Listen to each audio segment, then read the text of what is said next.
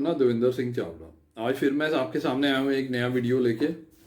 इससे पहले मैंने आपके लिए एक वीडियो बनाया था कि 9 ऐसे ही बातें जिस चीज़ का आप ध्यान रखिए जब भी आप कनाडा वीज़ा के लिए अप्लाई करते हैं। उसका आपका मेरे वीडियो पे बहुत अच्छा रिस्पांस आया, आप लोगों का बहुत प्यार मिला है, और उसके लिए आपका बहुत बहुत धन्यवाद। और आज मैं आपसे जो नया वीडियो लेके आया उसमें मैं आपको बताना चाहता हूँ कि कनाडा टूरिस्ट वीज़ा या विजिटर वीज़ा कहते हैं, जिसको TRV भी कहते हैं, टेम्पररी रेजिडेंट वीज़ा भी कहते हैं, उसके बारे में 10 ऐसे क्वेश्चंस का मैं आंसर दे रहा हूँ कि जो मुझे लोग फ़ोन करते हैं और ज़्यादातर जो क्वेश्चन मेरे से पूछे जाते हैं। तो आज मैं उन 10 ऐसे क्वेश्चन है जो आम लोग मेरे से पूछते हैं, सब लोग पूछते हैं, उसके बारे में मैं आज इस वीडियो में आंसर देना चाहता हूँ। तो चलो हम अपना वीडियो शुरू करते हैं।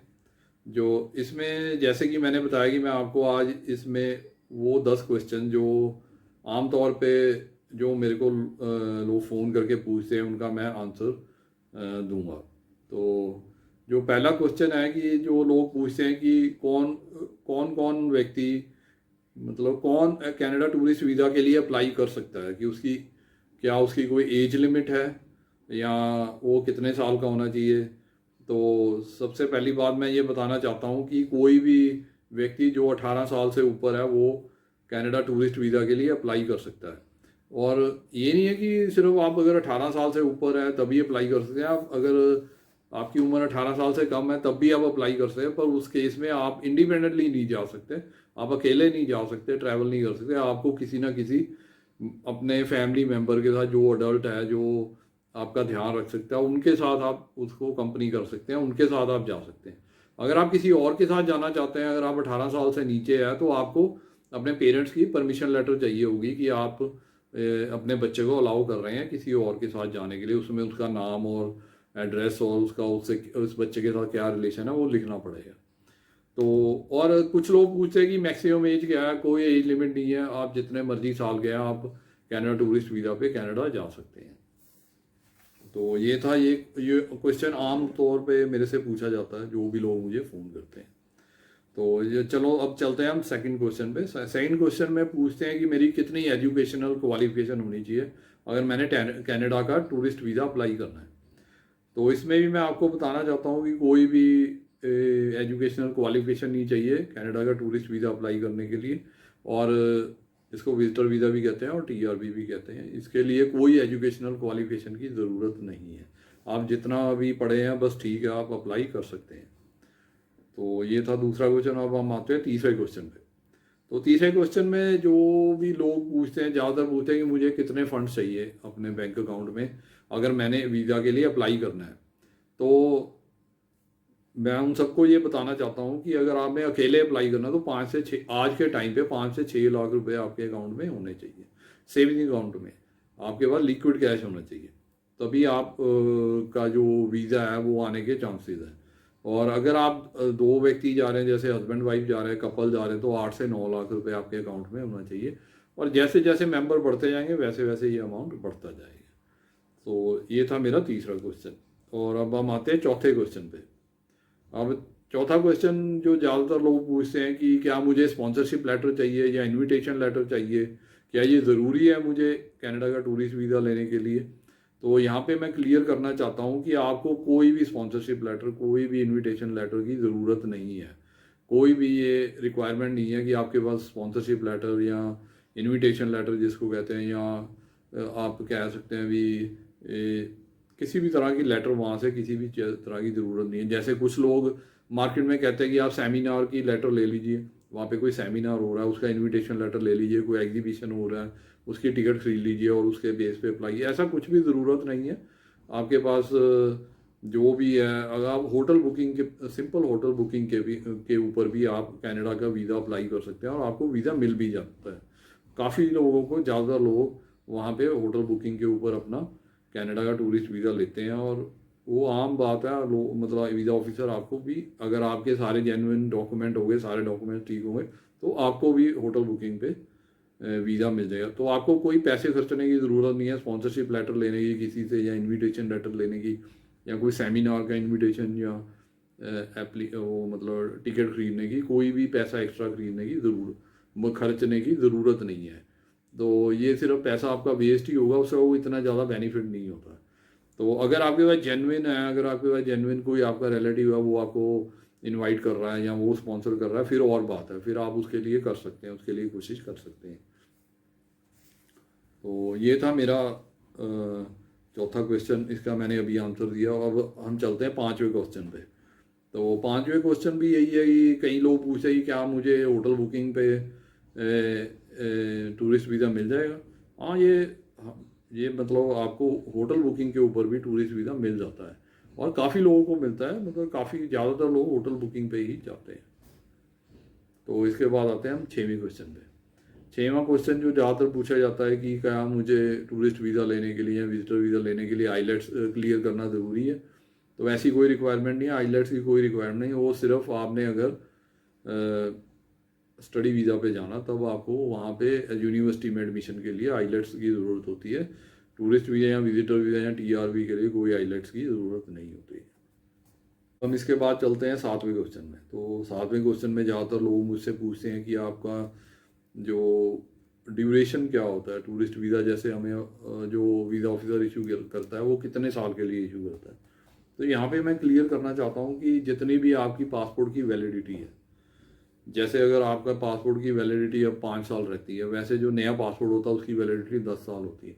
अगर आप नए पासपोर्ट पे टूरिस्ट वीज़ा इशू कराते हैं तो आपको पूरे 10 साल का वीज़ा मिल जाएगा। अगर वो उसकी वैलिडिटी 4 साल है या 5 साल है या 6 साल है, तो जितनी वैलिडिटी है उतनी देर का वीज़ा आपको मिलता है टूरिस्ट वीज़ा। जैसे आपकी अगर वैलिडिटी पासपोर्ट की 6 साल की बची हो तो आपको 6 साल का टूरिस्ट वीज़ा मिल जाता है। तो इसके बाद हम चलते हैं आठवें क्वेश्चन पे। तो वो आठवें क्वेश्चन पे मतलब ज़्यादातर लोग ये पूछते हैं कि क्या ट्रैवल हिस्ट्री टूरिस्ट वीज़ा लगाने के लिए कनाडा का, तो ट्रैवल हिस्ट्री क्या ज़रूरत है, बहुत ज़रूरी है, जब उसके बिना क्या ये नहीं लग सकता। ऐसी कोई बात नहीं है। कनाडा की जो वेबसाइट है आप वहाँ पे विज़िट कर सकते हैं, www.cic.gc.ca। तो उस पर कोई ऐसी चीज़ नहीं लिखी कि अगर आपने कनाडा का टूरिस्ट वीज़ा लेना तो ट्रैवल हिस्ट्री होना ज़रूरी है, ऐसा कुछ भी उस पर लिखा नहीं हुआ। हाँ, ये है कि अगर आपकी ट्रैवल हिस्ट्री होगी तो आपकी फ़ाइल थोड़ी स्ट्रॉन्ग बन जाती है, आपके ज़्यादा चांसेस होते हैं कनाडा का टूरिस्ट वीज़ा मिलने के। तो इस आठवें क्वेश्चन के बाद हम आते हैं नौवें क्वेश्चन पे। तो काफ़ी लोग, मतलब ज़्यादातर लोग जो भी टूरिस्ट वीज़ा के लिए अप्लाई करते हैं तो उनका यही होता है क्वेश्चन कि क्या मैं वहाँ जाके वर्क परमिट मुझे मिल जाएगा। तो इसके बारे में मैं ये क्लैरिफाई करना चाहता हूँ कि वहाँ पे जाके अगर आप उनकी पूरी कंडीशंस कर देते हैं वर्क परमिट के लिए, तो आपको वहाँ पे जाके वर्क परमिट भी मिल जाता है। तो उसके लिए आपको सेपरेटली ट्राई करना पड़ेगा, वहाँ पे जॉब ढूंढनी पड़ेगी, LMIA लेना पड़ेगा, और उसके बाद आपको वर्क परमिट भी मिल जाएगा। और ये मतलब आम बात है कि कई लोग जाके वहाँ पे विजिटर वीज़ा पे जाते हैं तो बाद में टूरिस्ट वीज़ा को वर्क परमिट में भी कन्वर्ट कराते हैं या वर्क परमिट नया ले लेते हैं, ताकि उससे वो वहाँ पे काम भी कर सकते हैं। तो जो टूरिस्ट वीज़ा उसको स्टडी वीज़ा में भी आप कन्वर्ट कर सकते हैं, वर्क परमिट में भी कन्वर्ट कर सकते हैं। तो कुछ लोग वहाँ जाके जैसे एडमिशन ले लेते हैं, किसी कोर्स में एडमिशन ले लेते हैं, वो उनको स्टडी वीज़ा भी मिल जाता है।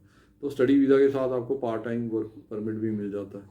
ये आप सभी को पता है कि अगर आप वहाँ पे 1 साल के लिए एडमिशन लेते हैं किसी भी कोर्स में, किसी कॉलेज में या यूनिवर्सिटी में, तो आपको 1 साल का पार्ट टाइम वर्क परमिट भी साथ में इशू होता है। तो ये जो वीज़ा है, जैसे आप टूरिस्ट वीज़ा पे वहाँ जाते हैं, विजिटर वीज़ा पे जाते हैं, तो उसको दूसरे वीज़ा में भी कन्वर्ट कराया जा सकता है और दूसरा वीज़ा भी आपको मिल सकता है। तो इसके बाद हम आते हैं लास्ट क्वेश्चन पे, जो 10th नंबर पे है, जिसके बारे में आज हम आपको बताना चाहते हैं। वो है एक क्वेश्चन जो पूछते हैं कि जब हम वहाँ पे जाते हैं, जैसे हम यहाँ से टूरिस्ट वीज़ा लेके जाएंगे तो वहाँ पे हमें कितनी देर तक वहाँ पे ठहर सकते हैं एक बार ही जाने के। जब भी आपको एंट्री मिलेगी टूरिस्ट वीज़ा के ऊपर, तो आपको मैक्सिमम 6 मंथ्स ठहर सकते हैं। आप सिर्फ एक बारी में 6 महीने वहाँ पे ठहर सकते हैं। आपको 6 महीने से पहले पहले वहाँ से निकलना होगा, वहाँ से आपको वापस आना होता है। हाँ, ये बात और है कि आप अपना टूरिस्ट वीज़ा वहाँ रह के एक्सटेंड भी करवा सकते हैं।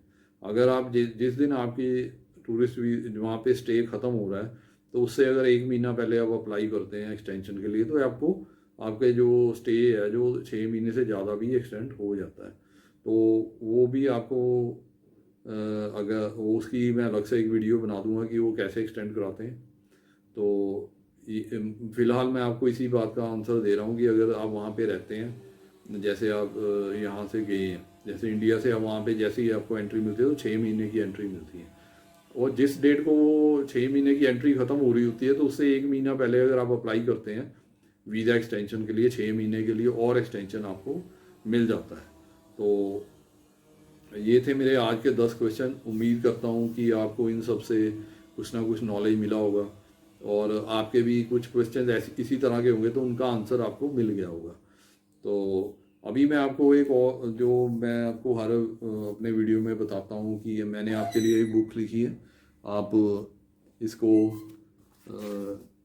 आप मेरे से ले सकते हैं। ये मैंने आपके लिए लिखी है कि आपने अपना अगर टूरिस्ट वीज़ा लगवाना है या विजिटर वीज़ा लगवाना है, इसको 10 ईयर मल्टीपल एंट्री वीज़ा भी कहते हैं, तो उसको वो लगवाना है तो आपको किसी भी के पास जाने की ज़रूरत नहीं है, किसी एजेंट के पास जाने की ज़रूरत नहीं है। आप मेरी ये बुक खरीद सकते हैं, और उसके ये सिर्फ 450 रुपीज़ की बुक है। आप इसको खरीद के अपने आप कनाडा का टूरिस्ट वीज़ा अप्लाई कर सकते हैं घर से, अपने ऑनलाइन आप अपने आप ही अप्लाई कर सकते हैं।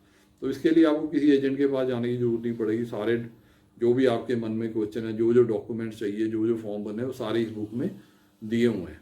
तो ये इसकी कीमत है सिर्फ 450 रुपीज़ ओनली, और इसकी डिटेल मैंने डिस्क्रिप्शन में भी दी हुई है। आप जैसे ही मुझे 450 रुपीज़ भेजेंगे तो आपको मैं ये बुक भेज दूंगा। इसको पढ़ के आप अपना वीज़ा अप्लाई कर सकते हैं और अपना वीज़ा ले सकते हैं। तो इसके बाद मैं आपको एक और जो ऑफ़र हर वीडियो में देता हूँ वो बताना चाहता हूँ कि अगर आपको कोई प्रॉब्लम है, जैसे कोई डाउट है मन में, कोई क्वेश्चन है, तो आप मेरे को फ़ोन करके उसके बारे में पूछ सकते हैं। मैंने अपना फ़ोन नंबर नीचे डिस्क्रिप्शन में दिया हुआ है। और इसके अलावा अगर आप अपनी फ़ाइल बनवाना चाहते हैं कनाडा टूरिस्ट वीज़ा की फ्री ऑफ कॉस्ट, तो आप मुझे कॉन्टैक्ट कर सकते हैं। जो नीचे मेरा डिस्क्रिप्शन में फ़ोन नंबर दिया हो उसके ऊपर आप कॉल करके मेरे से अपॉइंटमेंट फिक्स करके मेरे से अपनी फ़ाइल फ्री ऑफ कॉस्ट बनवा सकते हैं। तो ये था मेरा आज का वीडियो। उम्मीद करता हूँ कि आपको ये मेरा वीडियो पसंद आया होगा। अगर आपको ये मेरा वीडियो पसंद आया तो आप इसको लाइक करिए, और इसको और लोगों के साथ शेयर करिए, अपने फ्रेंड्स, रिलेटिव्स और फैमिली मेम्बर्स के साथ शेयर कीजिए। हो सकता है कि आपको इसकी इन्फॉर्मेशन की ज़रूरत ना हो, पर और लोगों को इससे फ़ायदा हो सकता है।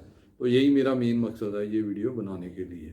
अगर आप मेरे चैनल पे बिल्कुल नए हैं तो आप इस चैनल को सब्सक्राइब करिए, और प्रेस कर दीजिए बेल आइकन को भी, ताकि आपको मेरे नई वीडियो की जो नोटिफिकेशन है टाइम टू टाइम मिलती रहे। Okay, bye.